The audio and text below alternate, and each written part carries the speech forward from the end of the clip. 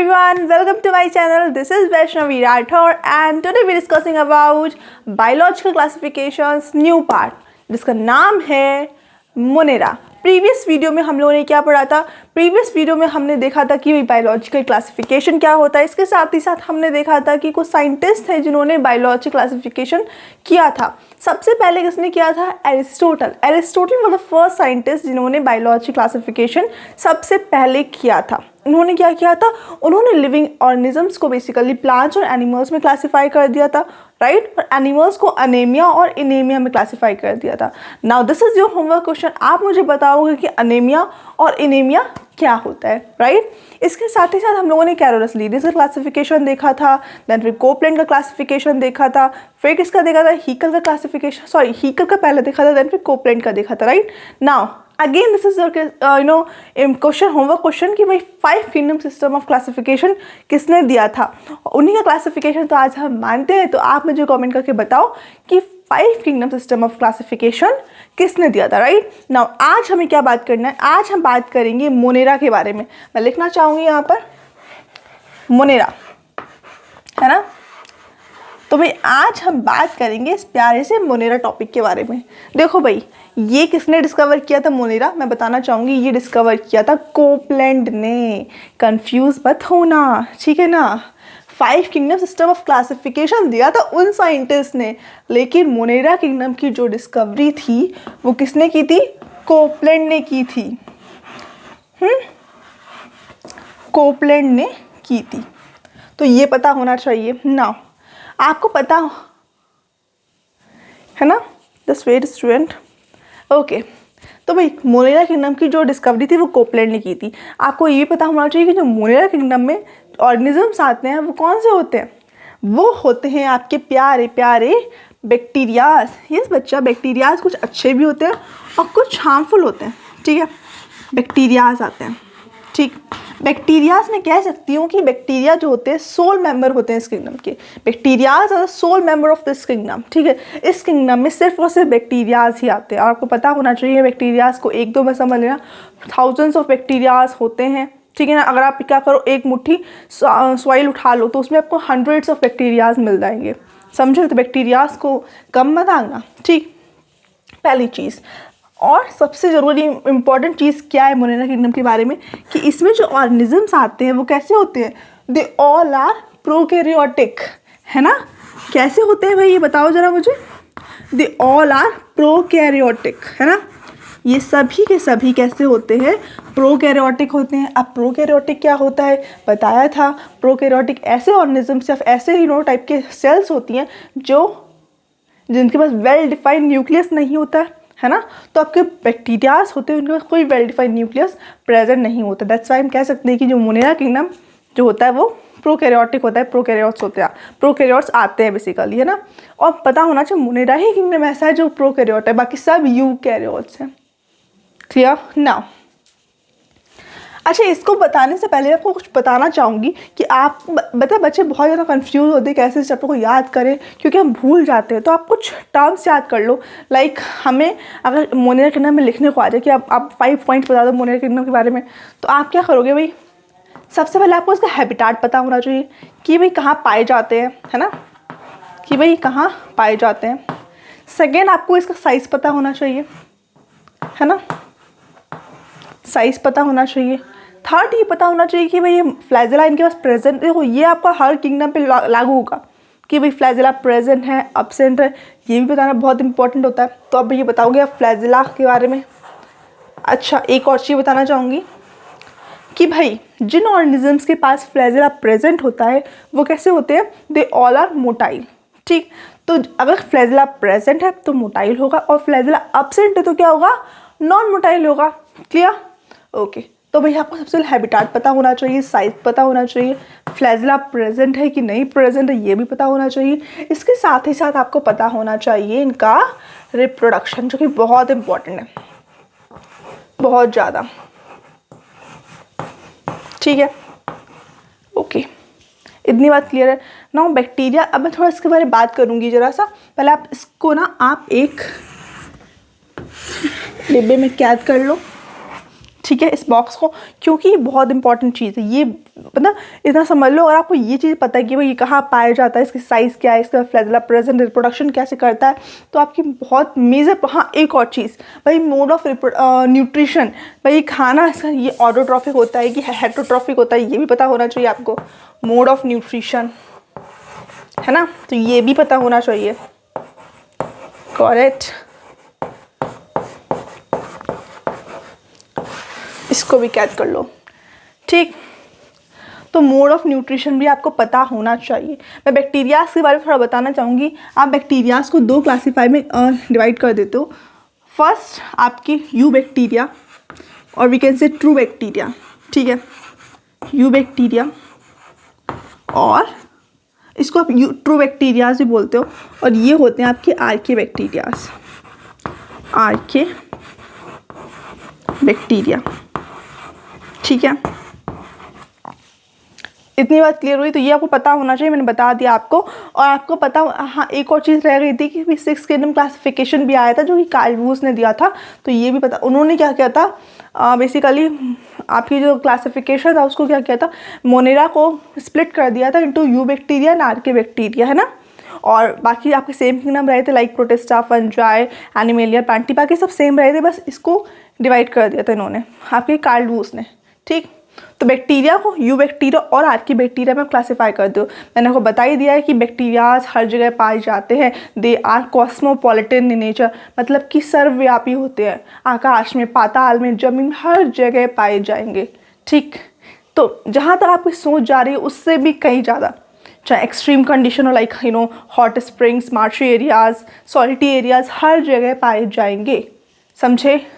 तो ऐसी भाई कोई जगह नहीं जहाँ को नॉर्मल पीपल नहीं पहुँच सकता है, वहाँ ये पहुँच सकते हैं।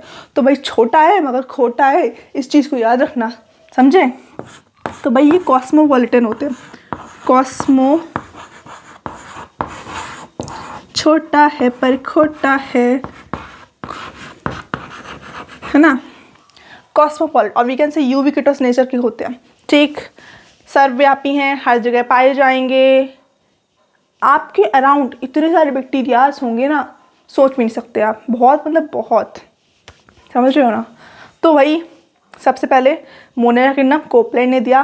बैक्टीरिया को आपने यू बैक्टीरिया और आर्के बैक्टीरिया क्लासीफाई किया। प्रोकैरियोटिक हो जाते हैं, कॉस्मोपॉलिटन होते हैं। अगर मैं मोड ऑफ न्यूट्रिशन की बात करती हूँ तो ये इनका जो मोड ऑफ न्यूट्रिशन होता है वो दोनों शो करते हैं, ऑटोट्रॉफिक भी होते हैं और हेटरोट्रॉफिक भी होते हैं। ठीक है, ऑटोट्रॉफिक भी होते हैं और हेटरोट्रॉफिक भी होते हैं भाई। They are autotrophic as well as heterotrophic, है ना। अच्छा, ये मैंने बताया था एंड बनाती हूँ ऐसा, तो कंफ्यूज मत होना, समझा करो यार, है ना। हेटरोट्रॉफिक बच्चा पढ़ी। हाँ, तो मैं एक बार फिर से बताऊँगी।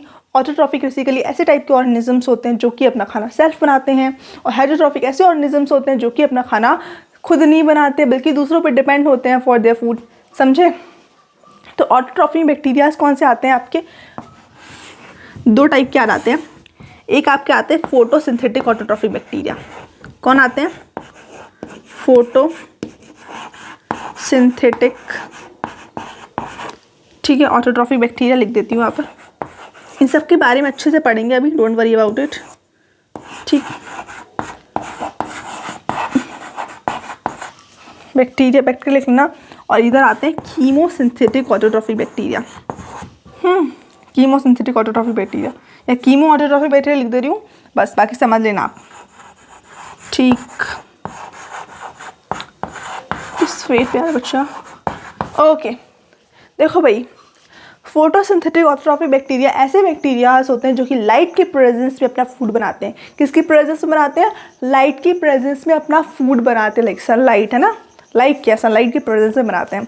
और कीमो और सिंथेटिक ऑटोट्रॉफिक बैक्टीरिया ऐसे बैक्टीरियाज होते हैं जो केमिकल की मदद से अपना फूड बनाते हैं, लाइक नाइट्रोजन हो गया, नाइट्राइट्स हो गई, एमोनिया हो गई, इन सब की हेल्प से कीमो सिंथेटिक ऑटोट्रॉफिक बैक्टीरिया अपना फूड प्रिपेयर करते हैं।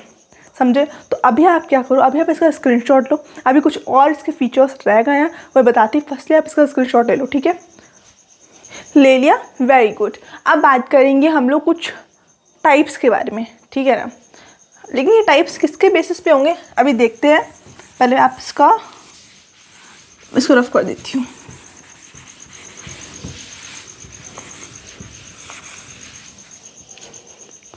Just wait. तो भाई अब बात करते हैं बैक्टीरियाज को आप शेप के बेसिस पे कुछ क्लासिफाई करते हो। क्या करते हो? बैक्टीरियाज को शेप के बेसिस पे क्लासिफाई कर देते हो। Based on their shape bacterias को हम लोग क्लासिफाई कर देते हैं इनटू 4 कैटेगरी। ठीक है ना, मैं लिखना चाहूँगी यहाँ पर based on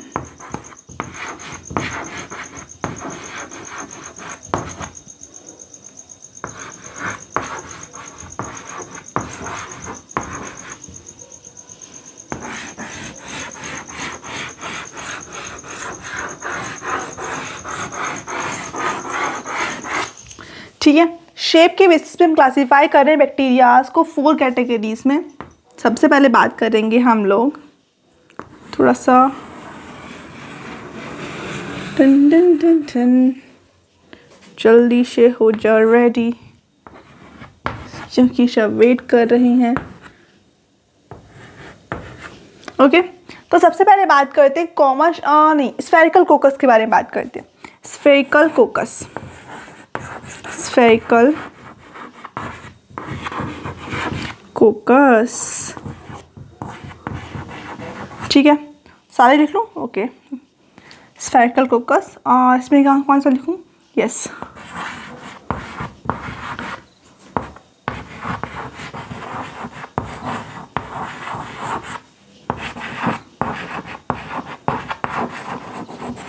rod shape bacillus,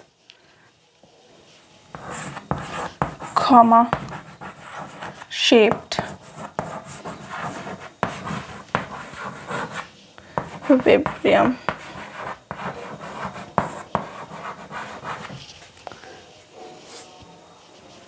और ये आपके लिख देती हूँ यहाँ पर क्या था स्पाइरल कोकस हो गया, रॉड शेप बैसिलस हो गया, कॉमा शेप विब्रियम हो गया, और क्या था? Spiral spirillum, right? Spiral spirillum, spiral spirillum. हाँ, तो देखो बच्चा पार्टी, आप क्या करते हो? बैक्टीरियाज को बेस्ड ऑन देयर शेप के बेसिस पे 4 कैटेगरीज में क्लासिफाई कर देते हो। पहला आपका स्फेरिकल कोकस, देन फिर rod shape bacillus, comma shape विब्रियम और स्पाइरल स्प्रिलम। देखो भाई, स्फेरिकल कोकस नाम से समझ में आ रहा है कि स्फेयर शेप का होगा, कि शेप का होगा, स्फेयर शेप का होगा, तो उसको आइडेंटिफाई करना बहुत ईजी होता है। ये होता है आपका स्फेयर की शेप में, ठीक है ना, तो आपको पता होना चाहिए ये होता है स्फेरिकल कोकस। ना rod shape bacillus, rod shape bacillus, अब रॉड है तो किस शेप में होगा बेटा? रॉड की शेप में होगा ना, तो बना दो भाई, तो बना दो, रॉड शेप का हो गया, है ना।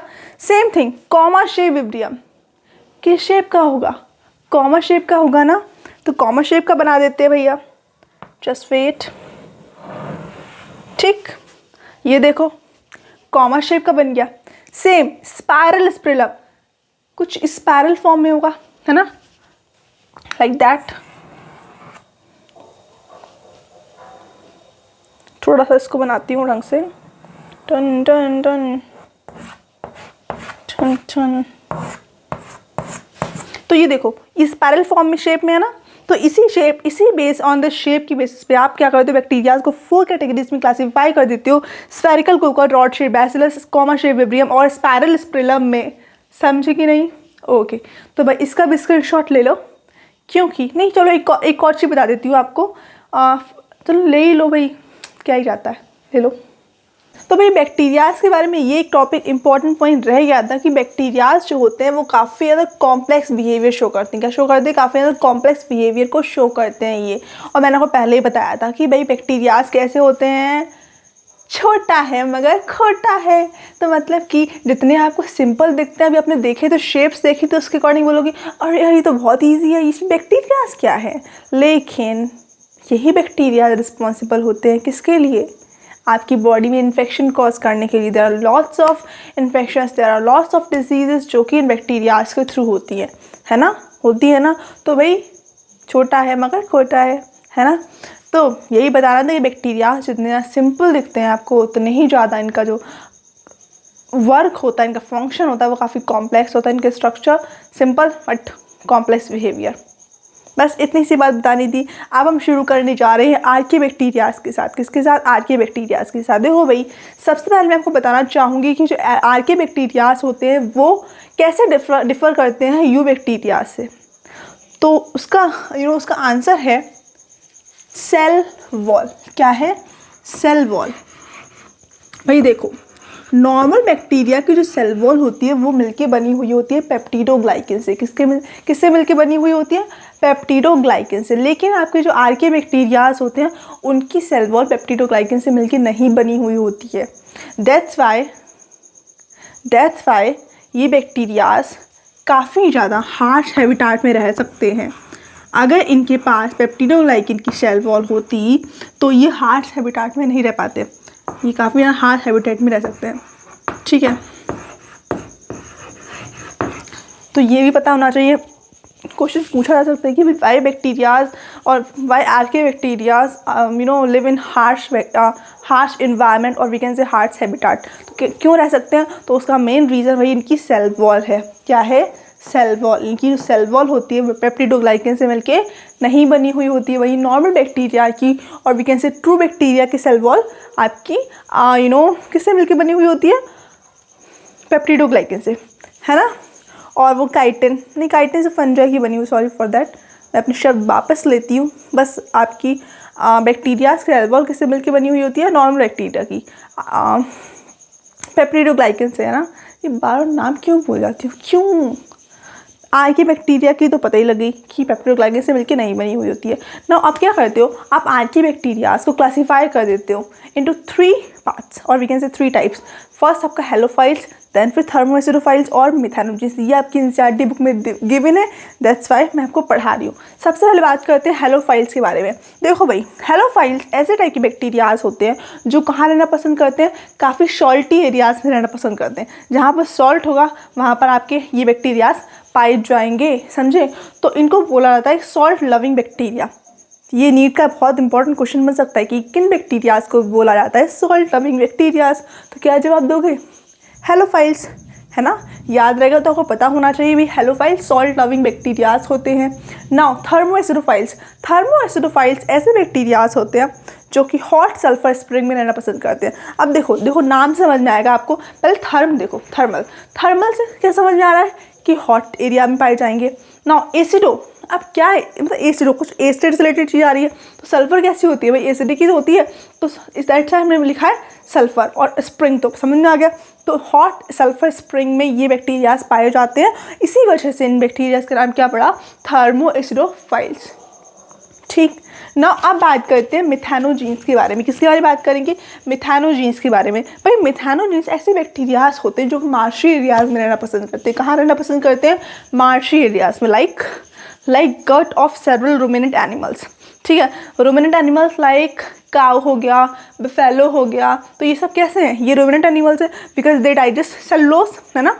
तो भाई सेलुलोज को डाइजेस्ट करते हैं। और ये आपके जो मिथेनोजेंस होते हैं ये गट में प्रेजेंट होते हैं इन एनिमल्स के। और दैट्स वाई रिस्पॉन्सिबल होते हैं किस चीज़ के लिए? For the production of biogas. कहाँ से? From the Dang of these animals.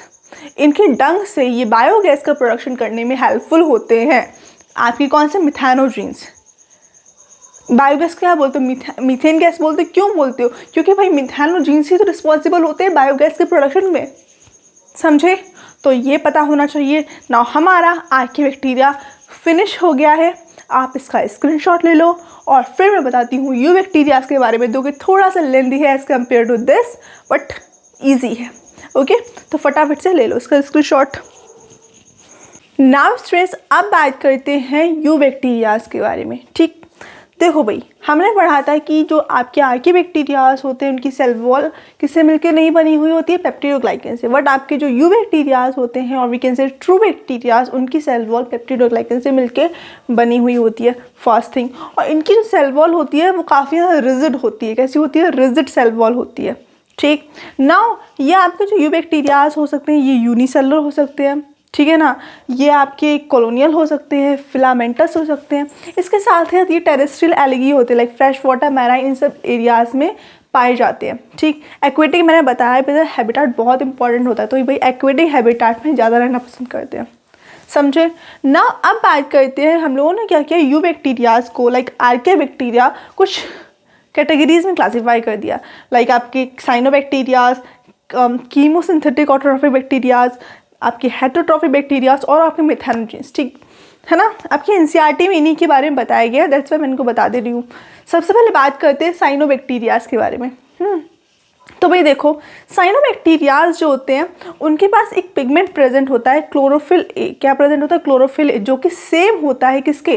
Plant के पास भी क्लोरोफिल ए प्रेजेंट होता है। दैट्स वाई रिस्पॉन्सिबल होते हैं फोटोसिंथेसिस परफॉर्म करने के लिए। अब जब ये फोटोसिंथेसिस परफॉर्म करते हैं तो इनको हम लोग एक और नाम से जानते हैं, विच इज़ कहाँ गया, नहीं लिखा है, कोई बात नहीं, चलो मैं बता देती हूँ। इनको बोलते हैं फोटोसिंथेटिक ऑटोट्रॉफिक बैक्टीरियाज, ठीक है। और आपके साइनोबैक्टीरियाज को और भी बोलते हैं, क्या बोलते हैं? Blue green algae. देखो लिख लो जरा सा, ब्लू ग्रीन एल्गी भी बोलते हैं। ओके, नाउ भाई इनकी जो कॉलोनीज होती है वो एक शीट से कवर होती है, सराउंडेड होती है शीट से, जिसको बोलते हैं जेलेटिनस शीट, ठीक। नाउ हेट्रोसिस्ट क्या होता है भाई? कुछ बैक्टीरियाज ऐसे होते हैं जो अपने उन पर कुछ ऐसी सेल्स होती है, स्पेशलाइज सेल्स होती है, जो कि एटमॉस्फेयर में नाइट्रोजन को फिक्स कर लेती है, एटमॉस्फेरिक नाइट्रोजन को फिक्स कर लेती है कुछ सेल्स। उन सेल्स को बोलते हैं हेट्रोसिस्ट। Got it? नाउ ये ब्लूम्स भी फॉर्म करते हैं, पॉल्यूटेड वाटर बॉडीज़ में ये ब्लूम्स भी फॉर्म करते हैं, समझे। तो ये कुछ फीचर्स और ये सब साइनोबैक्टीरियाज, ये सब बेसिकली ये जो फीचर्स सब पे अप्लाई होंगे, लाइक ये यूनिसेलुलर होंगे, कॉलोनियल होंगे, फिलामेंटस होंगे। हाँ, फिलामेंटस की बात करती हूँ, फिलामेंटस फ्लैजेला के बारे में बात करते हैं। फ्लैजेला हो सकता है ना प्रेजेंट हो, और ये भी पॉसिबल है कि ना प्रेजेंट हो। तो ये नहीं है कि बैक्टीरियाज हैं तो फ्लैजेला प्रेजेंट ही प्रेजेंट होगा, इसको भी, क्योंकि आपकी एनसीईआरटी साफ साफ बोलती है इफ फ्लैजेला प्रेजेंट। तो इसका मतलब ये हुआ कि सारे बुनेरा किंगडम के बैक्टीरियाज के पास फ्लैजेला प्रेजेंट हो, ऐसा ज़रूरी नहीं है, ठीक है। तो इतना क्लियर हुआ साइनोबैक्टीरिया के बारे में। नाउ अब बात करते हैं कीमोसिंथेटिक ऑटोट्रॉफिक बैक्टीरियाज के बारे में। भाई ये क्या करते हैं? ऑक्सीडाइज करते हैं जो आपके एटमॉस्फेयर में इनऑर्गेनिक सब्सटेंस होते हैं, right, like nitrogen, nitrite, ammonia, इन सबको ऑक्सीडाइज करते हैं। फिर उस ऑक्सीडाइज करने के बाद जो एनर्जी रिलीज होती है उसको क्या करते हैं? एटीपी प्रोडक्शन में हेल्प करते हैं, ठीक है। तो एनर्जी को स्टोर कर, उससे एनर्जी निकलती है उसको स्टोर कर लेते हैं in the form of ATP, समझे। तो ये इनका काम होता है, ऐसे अपना फूड प्रिपेयर करते हैं। कैसे? एटमॉस्फेयर नाइट्रोजन वगैरह प्रेजेंट होती है, उसको ऑक्सीडाइज करते हैं, ऑक्सीडाइज करने में जो एनर्जी रिलीज होती है उसको एटीपी प्रोडक्शन में हेल्प करते हैं, एटीपी की फॉर्म में स्टोर करके रख लेते हैं, समझे। नाउ अब बात करते हैं हेटरोट्रॉफिक बैक्टीरियाज के बारे में। देखो भाई, हेटरोट्रॉफिक बैक्टीरियाज काफ़ी अबेंडेंट बैक्टीरियाज होते हैं, ठीक है। मोस्ट अबेंडेंट बैक्टीरियाज होते हैं आपके एटमॉस्फेयर में। सबसे ज़्यादा अगर कोई बैक्टीरिया पाया जाएगा तो वो होगा आपका heterotrophic bacteria. Just wait student, पानी पी लेते थोड़ा सा। ओके, तो भाई आपके हेटरोट्रॉफिक बैक्टीरियाज जो होते हैं काफ़ी ज़्यादा अबेंडेंट होते हैं। एटमॉस्फेयर में सबसे ज़्यादा कोई बैक्टीरिया पाया जाता है तो वो आपके हेटरोट्रॉफिक बैक्टीरियाज ही होते हैं। और भाई ये डिकम्पोजर होते हैं, इनका काम ये पता है, सराउंडिंग में जो भी सड़ा गला, मतलब डिकम्पोज क्या मतलब कि किसी फूड को डिकम्पोज करेंगे, किसी ऐसे मेटेरियल डिकम्पोज करेंगे लाइक वुड वगैरह, ठीक है। तो उनके डिकम्पोजर्स भी होते हैं। इसके साथ साथ ये क्या करते हैं? कर्ड फॉर्मेशन में, एंटीबायोटिक्स फॉर्म करने में, इन सब में इनका बहुत बड़ा रोल होता है। तो इनको भी आपको याद रखना, ये बहुत ज़्यादा हेल्पफुल होते हैं। लेकिन भाई क्या ये सच में सारे हेल्पफुल होते हैं? तो ऐसा नहीं है, कुछ आपके हार्मफुल भी होते हैं जो कि टाइफाइड, सिट्रस कैंकर जैसे डिजीज़ को कॉज करते हैं। पैथोजेंस होते हैं, दीज बैक्टीरियाज और ऑल्सो पैथोजेंस, ठीक है। तो ये मत समझना कि सब सही होते हैं, कुछ सही होते हैं तो कुछ ख़राब भी होते हैं। तो बहुत सारी डिजीज़ कॉज करते हैं लाइक दैट, ठीक है। आप इसको नोट डाउन कर लो। ओके, तो भाई देखो, इतना क्लियर हुआ। सबसे पहले हम लोगों ने बात करी कि भाई ये साइनोबैक्टीरिया क्या होते हैं, देन फिर हम लोगों ने बात करा कीमोसिंथेटिक ऑटोट्रॉफिक बैक्टीरिया के बारे में, फिर हमने बात की हेटरोट्रॉफिक बैक्टीरिया के बारे में। अब हम बात करेंगे मेथैनोजेंस के बारे में। उससे पहले आप क्या करोगे? इसका स्क्रीनशॉट ले लोगे, तो फटाफट से ले लो। नाउ स्टूडेंट्स, अब बात करते हैं हम लोग माइकोप्लाज्मा के बारे में। ये 4th टाइप होता है यू बैक्टीरिया का। तो भाई माइकोप्लाज्मा आपको पता होना चाहिए स्मॉलेस्ट लिविंग सेल होता है। अगर आपसे कोई क्वेश्चन पूछते कि मैं बताओ दुनिया वर्ल्ड में या फिर मतलब कि स्मॉलेस्ट लिविंग सेल क्या है, तो आप बता दोगे कि भाई स्मॉलेस्ट लिविंग सेल है आपका माइकोप्लाज्मा, है ना। क्यों है माइकोप्लाज्मा? क्योंकि पता, आपको पता होना चाहिए इसके पास सेल वॉल प्रेजेंट ही नहीं होती है। देख रहे हो, मतलब कि अभी तक हमने देखा था बैक्टीरियाज के पास सेल वॉल होती है, या तो किसी और से मिलके बनी हुई होगी या तो पेप्टिडोग्लाइकन से मिलके बनी हुई होगी। लेकिन भाई माइकोप्लाज्मा ऐसे हैं जिनके पास सेल वॉल प्रेजेंट ही नहीं होती है, समझे? तो mycoplasma completely lack cell wall, इनके पास सेल वॉल होती ही नहीं है, समझे? नॉ स्मॉलेस्ट लिविंग सेल, बता ही दिया मैंने आपको। सर्वाइव विदाउट ऑक्सीजन, बिना ऑक्सीजन के भी सर्वाइव कर सकते हैं। तो अगर ऐसा समझ रहे हो कि ऑक्सीजन हटा देंगे तो ये मर जाएंगे, तो ऐसा नहीं होने वाला है। ये बिना ऑक्सीजन के भी सर्वाइव कर सकते हैं और पैथोजेनिक होते हैं, मतलब कि एनिमल्स और प्लांट्स के लिए भी काफ़ी ज़्यादा हानिकारक होते हैं बेटा जी, समझे ना? डिजीज़ कॉज करते हैं। नाउ इनको क्या बोलते हैं पता है? Jokers of the plant kingdom. क्या बोलते हैं? Jokers of the plant kingdom. अब आप ऐसा क्यों बोलते हैं, आप मुझे कमेंट करके बताओगे। नाउ इनको आप पीपीएलोस भी बोलते हो। क्या बोलते हो? पीपीएलोस। तो भाई क्लियर हुआ, माइकोप्लाज्मा को पीपीएलोस भी बोलते हो। इनके पास लाइक सेल वॉल होती है, स्मॉलेस्ट लिविंग सेल होते हैं, सर्वाइव विदाउट ऑक्सीजन और पैथोजेनिक होते हैं, और इनको jokers of the plant kingdom भी बोलते हैं ना। अब बात कर लेते हैं रिप्रोडक्शन के बारे में। देखो भैया, आपका बैक्टीरिया जो होता है वो नॉर्मली किसके थ्रू रिप्रोडक्शन करता है? बाइंडरी फिजन के थ्रू करता है, ठीक है? समटाइम क्या होता है, अनफेवरेबल कंडीशन में ये क्या करता है, स्पोर्स के थ्रू भी स्पोर्स प्रोड्यूस करता है और फिर जर्मिनेट होता है, उसके थ्रू रिप्रोडक्शन शो करता है और कुछ। लेकिन भाई इसके पास ट्रू सेक्सुअल रिप्रोडक्शन नहीं होता, ये ट्रू सेक्सुअल रिप्रोडक्शन नहीं करता है। तो क्या करता है? ये करता है जेनेटिक रिकॉम्बिनेशन, ठीक है? जेनेटिक रिकॉम्बिनेशन करता है। इसमें अब 3 प्रोसेस आती है, ट्रांसफॉर्मेशन, कॉन्जुगेशन और ट्रांसडक्शन, है ना? तो ये 3 प्रोसेसेस आती हैं। इनके बारे में ज़्यादा आपको पढ़ने की ज़रूरत नहीं है, बट फिर भी फॉर योर नॉलेज पढ़ लेना। हाँ, एक बार नीट में क्वेश्चन आया था तो ज़रूर पढ़ लेना, ठीक है ना? अभी मैंने बता दिया है कि बैक्टीरियाज का रिप्रोडक्शन कैसे होता है, बाइंडरी फिजन के थ्रू मेनली रिप्रोडक्शन करते हैं, ठीक है? और कभी कभी अनफेवरेबल कंडीशन में ये कैसा रिप्रोडक्शन शो कर जाते हैं, स्पोर्स वाला, और जेनेटिक रिकॉम्बिनेशन भी कभी कभी कर लेते हैं अनफेवरेबल कंडीशन में। तो रिप्रोडक्शन भी क्लियर हुआ ना। फाइनली हमारा जो मोनेरा किंगडम था वो फिनिश हो गया है ना। प्रीवियस नाउ बोल रही हूँ क्या बोल रही हूँ यार, अपकमिंग वीडियोस में हम पढ़ेंगे किसके बारे में, प्रोटिस्टा के बारे में, देन फिर फंजाई के बारे में, प्लांट्स किंगडम के बारे में, animal kingdom, plant kingdom animal kingdom दूसरा चैप्टर है, बट प्रोटिस्टा और फंजाई के बारे में ज़रूर पढ़ेंगे। सो अगर आपको वीडियो अच्छी लगी हो तो लाइक करें, शेयर करें, सब्सक्राइब करें। Thank you everyone and bye.